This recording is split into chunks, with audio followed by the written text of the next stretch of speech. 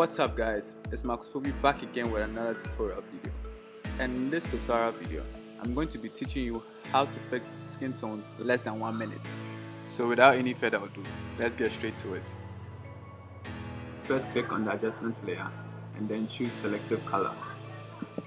As you can see, the skin is getting too yellowish. We will target the yellow areas by selecting the yellow from the drop down menu. So we decrease the yellows and add a little of magenta.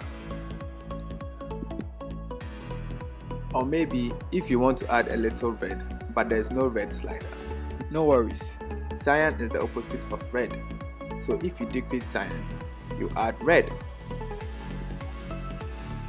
Maybe you also want to target the reds and make them a little darker by adding black to it.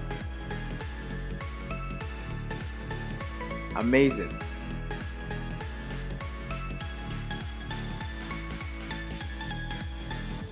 Here's the before, here's the after.